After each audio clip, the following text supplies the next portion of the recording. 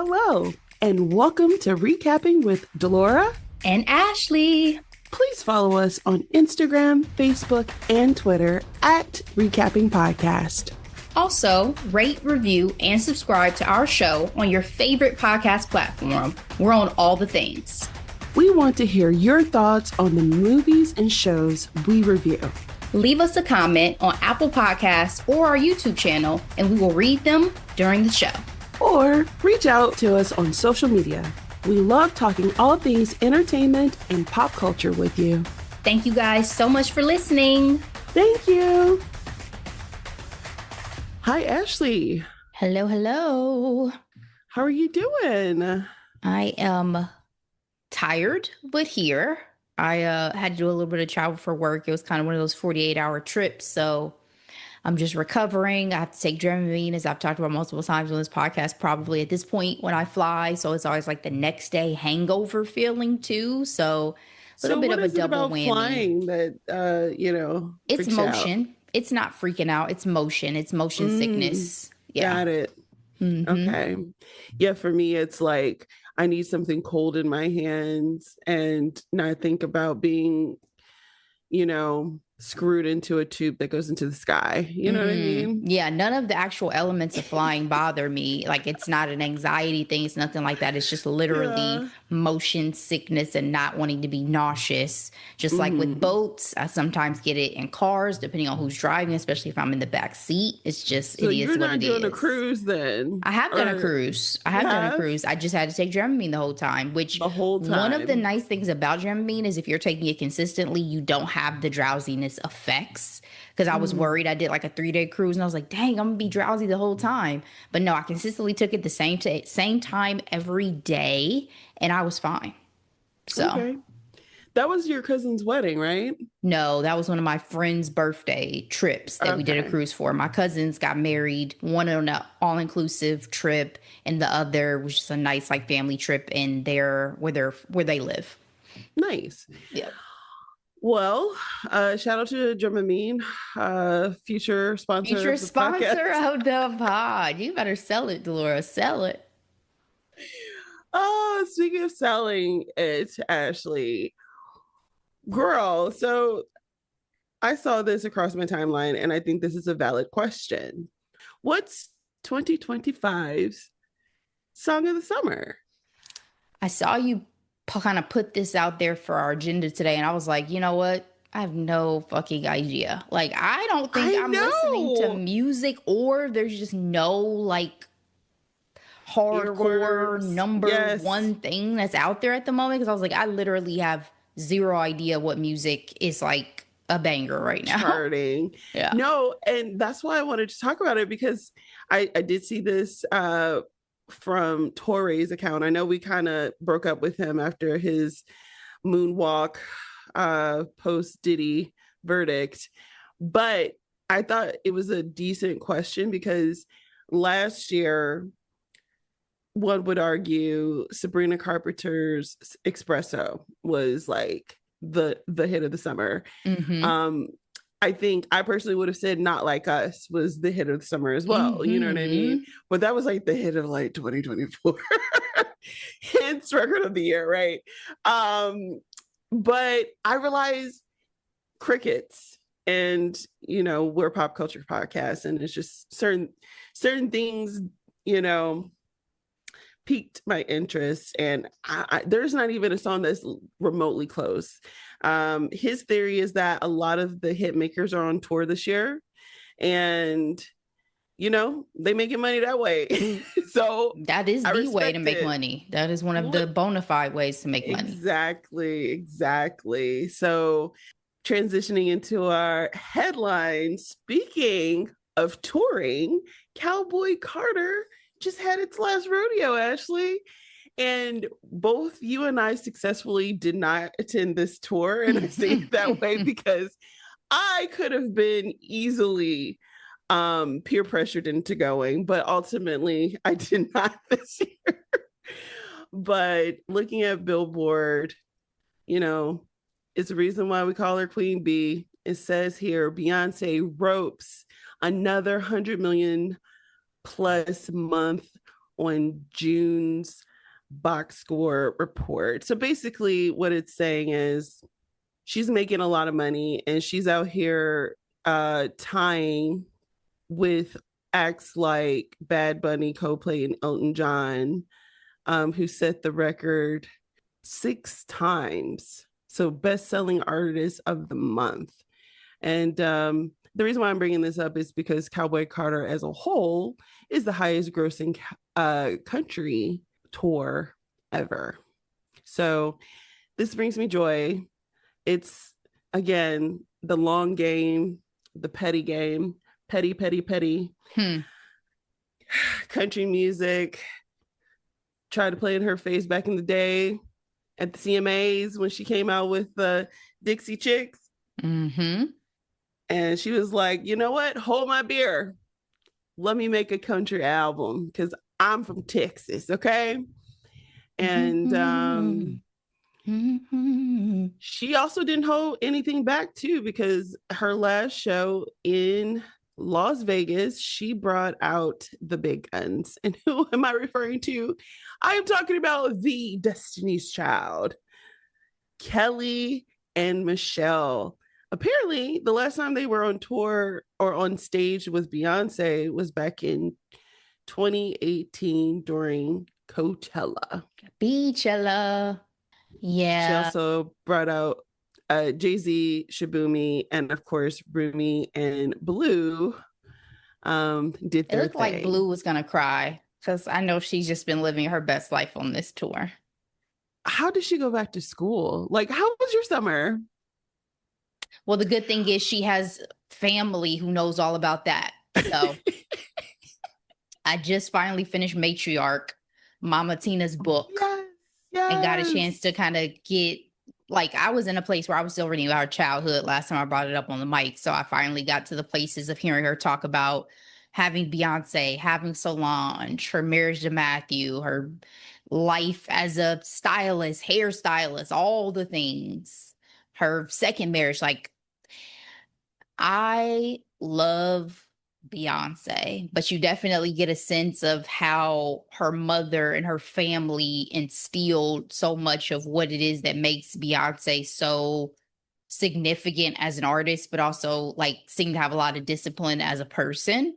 So yeah, finish reading that book if you guys haven't, because it was good. But love seeing Destiny's Child reunion. I don't know, maybe it's not as much of a excitement for me because I feel like I see them together more often than not on social media and stuff like that. So yes, always love to see them come back together musically, but it's not like, oh my God, I haven't seen them together in forever. It doesn't feel that way to me, but I also didn't go to any of the concerts to just be wowed in person either by the stage presence of these 3 ladies together in harmony, because they always have beautiful songs together. If nothing else, Destiny's Child is gonna sing. So yes, it was so great to see them all together.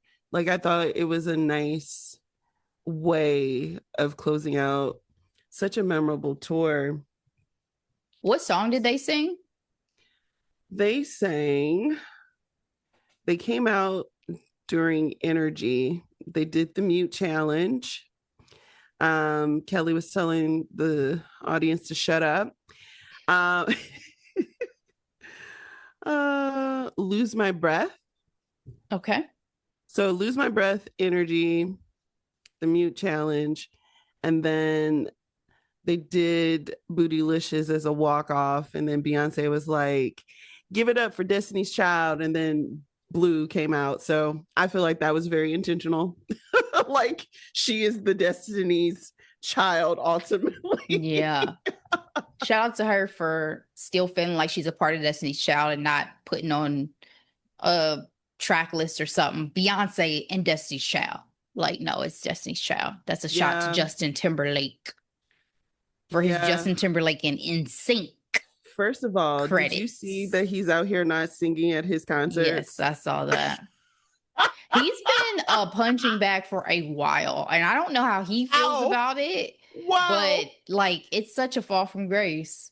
Such a fall from grace, because he surpassed Usher for a minute. Oh, I was glad that Usher, I wouldn't say in that. terms of popularity, I'm talking about. Oh, you don't think so? Absolutely not. Usher had let's not forget, Usher had those dark years where people were talking about him giving women STI rumors. I understand and all what you that. mean. He had his era where he was not popping the way he had this resurgence. But yes, for the culture, Justin Timberlake has never usurped Usher because Usher was solidified within the culture. General public opinion, not just our culture. Then we're talking about community. something totally different then. Yeah. Yes, because I'm saying like Justin Timberlake surpassed Usher at a moment in time where like he was the golden boy. They were trying to give him the Prince of Pop and everything like that. No, within the Black community, that was always Usher and potentially Chris Brown. But I'm saying Usher had that issue, those dark years. He's been able to make that resurgency courtesy of his Las Vegas residency. But Justin as a whole has been taking like L's for longer. And I don't know if he's going to be able to redeem himself at this rate. Not musically. First the cheating. I think maybe as an actor.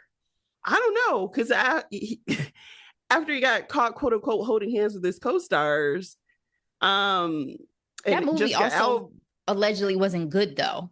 Well, true, but I'm just saying that didn't help anything either.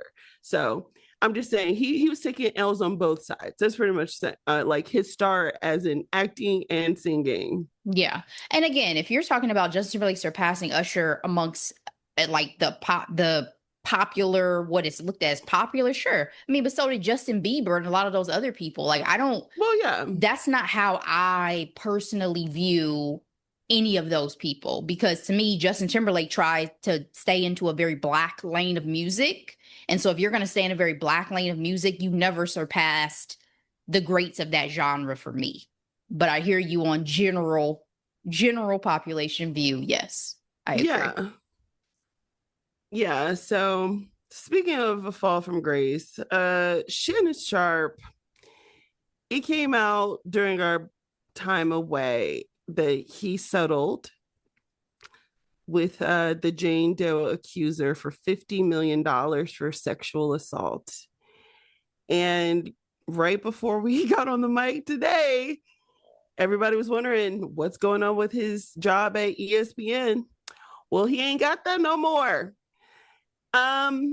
You know what? I think he needed to take these L's, Ashley. I just think this is how this cookie's gonna crumble, because I think the writing was on the wall for him for a while with the accusations that came out against him. And I mean, it is what it is.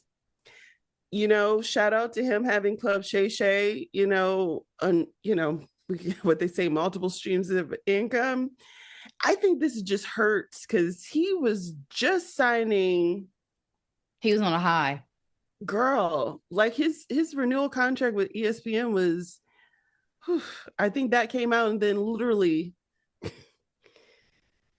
the accusation came out. Oh, girl, retired from OnlyFans too. Yes, I heard about that. Yeah, I mean, if he did what he's accused of doing, then kick rocks. You know what I'm saying? Like, deuces to you. I think you should fade to Black in general. Crazy. Also, Deion Sanders, since we're talking about football, came out over the weekend that he had bladder cancer. I'm looking at Yahoo Sports. It says Colorado's Deion Sanders had bladder removed after cancer diagnoses. The doctor said that the malignant cancer was found, and by removing the bladder cured the cancer. Ashley, this was very surprising news. I mean, the last time the Sanders was in public opinion was during the NFL draft with his sons. Mm-hmm. But again, 57 years old. They're the same age. I didn't know that. Also, Pro Football Hall of Famer. A lot of people, surprised by this revelation, but he's releasing some documentary video with Karrueche Tran, and people are like, what is happening? So I cackled so hard, speaking of the bigger, world audience versus the culture. People.com. Who is Karrueche Tran? All about the actress seemingly dating Deion Sanders. I cackled. I'm like, what do you mean, who is Karrueche Tran? Like, Ashley, it took me out. Wow. It took me out. And here's the list. Okay, for those who don't know, she grew up in Los Angeles. She's an Emmy-winning actress. She's the founder of a skincare company. Now, that was news to me. Did you know this? I mean, I looked up her and I follow her on Instagram or look her up on Instagram. I know a lot about her. I know a lot about her. I didn't know about that part. I can't remember. Of course. Previously dated Chris Brown. Yeah. You think? But see, girl, thank God Deion Sanders is on the mend. We pray for his full recovery. Back to the mess. Are they together or not? Because I'm hearing people saying he's like a godfather to her. I think they are in a relationship. I've heard about them for a little while now. That's why I was like, I'm not surprised. What I'm more surprised about is that it's on camera now, because I had heard that they were supposedly going around together. And I was like, okay, well, Karrueche, if you decided to give the older a shot because you tired of these little youngsters playing in your face, like, do your thing. But I mean, he didn't commit to Tracy and he was with her for a minute. But I will say that this saddened me just for Deion seemingly having continued recurring health issues. Like, he almost had to have one of his legs amputated. Yes. So he already had his toes removed. Yes. It's just another thing to hear about him in terms of his health. And that's really sad. So hopefully this is it. And they got everything they need to get out and he doesn't have any additional, issues subsequently, because I mean, he's been doing his thing in the coaching world. And, I'm not a huge football fan, even though I seem to use a lot of football analogies at work for whatever reason. I don't know. You work with a lot of men. It's not even that it's just with men. It's just like, it's an easier, in my mind, analogy for people to see and understand. If I say like, well, this person is the I can't think now because I'm trying to think of it. This person is the quarterback. This is the running back.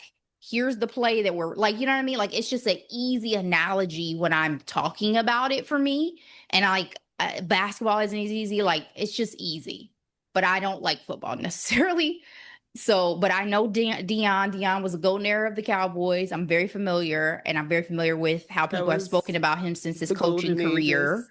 And I also did watch a little bit of the docuseries that was on Prime called Coach Prime. Mm-hmm. So, I'm with them. I'm understanding where he's coming from at the moment in terms of like where he's been in his life, and just hate to hear it. So long story short, prayers for you.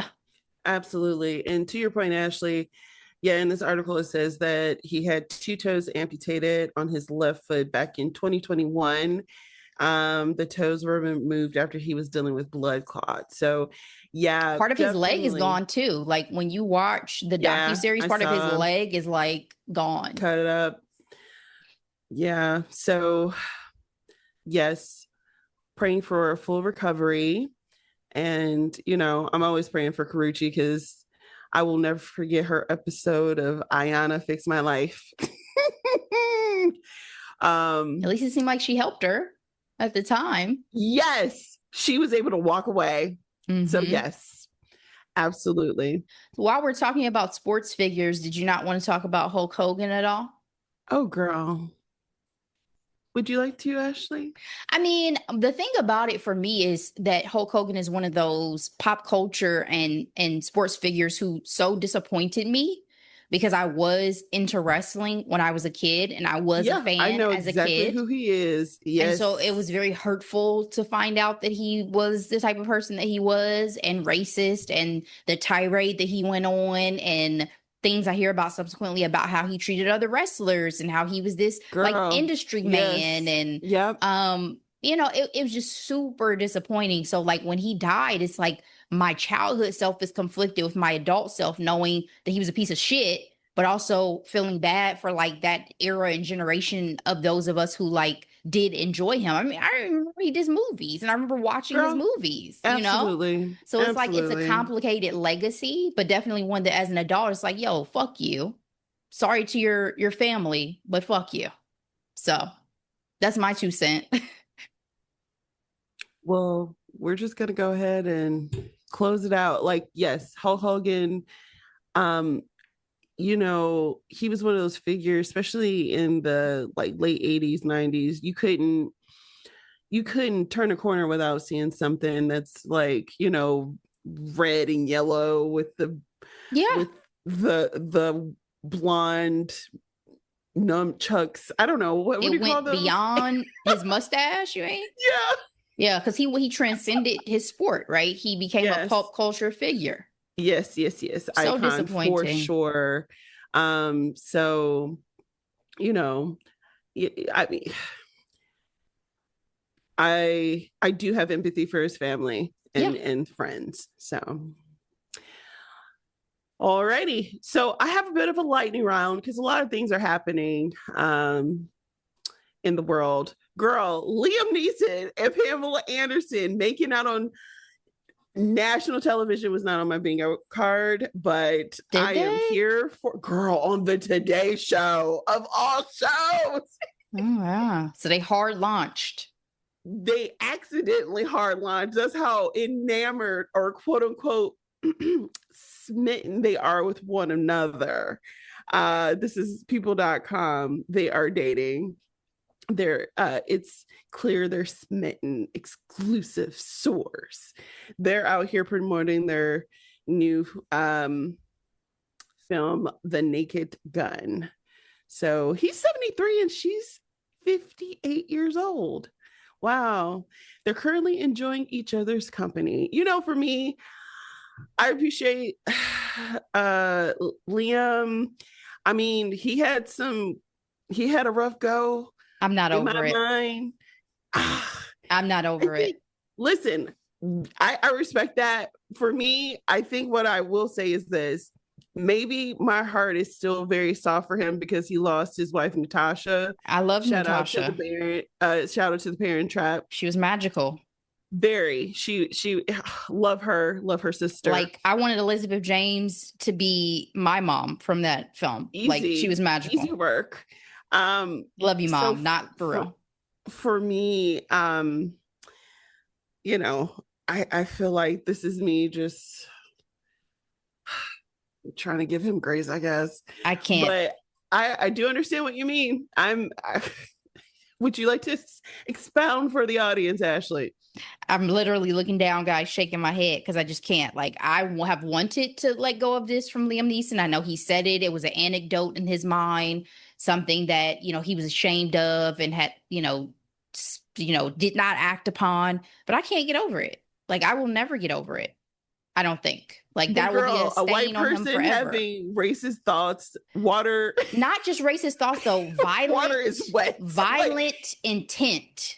Yeah. Behind it is what I can't get past. Having a racist thought, that's one thing. But intentionally seeking out an opportunity for violence and to unalive a Black man, I'm done. We're done.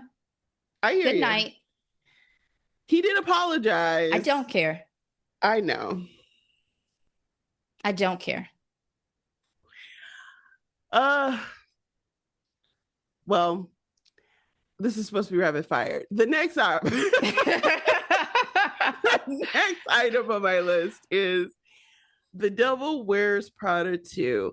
I just want to say, can we stop with the paparazzi pictures? Like, right. I don't want to see every look. Wild when I watch the movie, and I will be in the theater, but I do not want to know every look already going in. I hope what they've done is they've been smart and they've done decoy looks. That's what I hope with wardrobe. Gracious. Because this was not an issue in I would say the Parent Trap and the Devil Wears Prada of our era previously, because it wasn't this bad and they didn't know what this was and there was gonna be a smash. Like, The fact that I even know that Miranda Priestley has the same hairstyle is upsetting to me because I was excited to see what her transformation was going to be. But think about it. If she's loosely based off of Anna Wintour, when was the last time she didn't have a bang? Facts. You know what I mean? And to be fair, that hairstyle is everything. I'm not saying I wanted it to change. I just wanted to see the growth of characters. Like, I don't want to see what Andy looks like now. I want to see it in the movies. Yes. And don't put everything in the trailer either. Goodness. I've stopped watching trailers for the most part as much as I can. Listen, same. I like to go in cold as much as possible because the trailers be giving it all away too. When I went and saw Superman, I was devastated to have to watch the Wicked Part 2 trailer. I was devastated. Oh, yes. All right. And our last item in our rapid fire, which is maybe not rapid.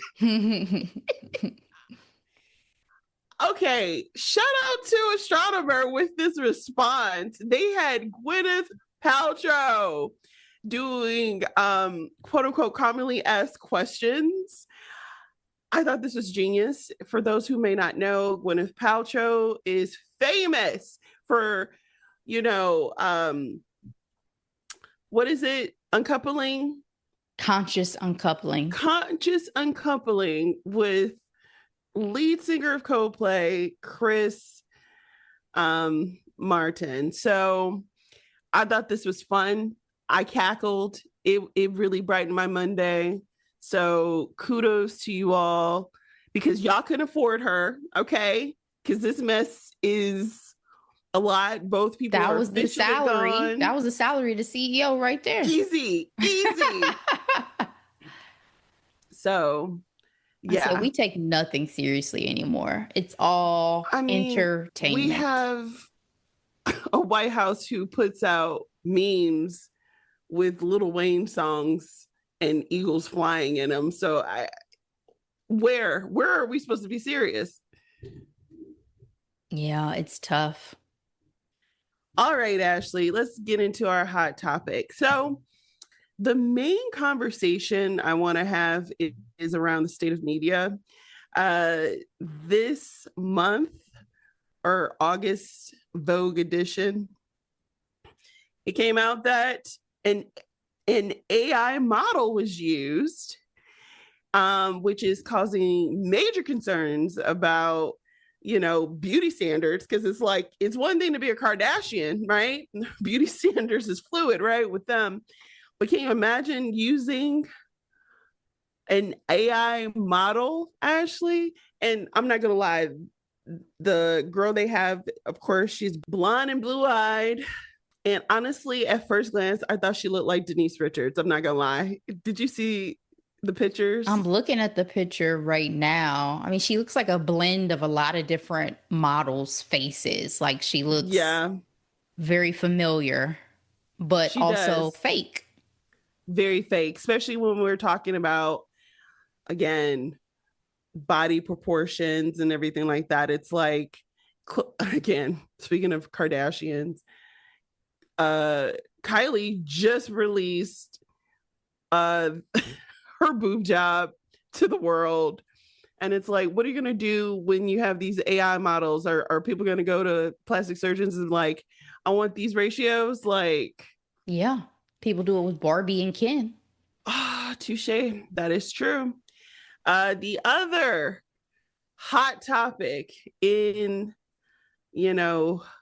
ad media, American Eagle, this ad featuring Sydney Sweeney talking about jeans.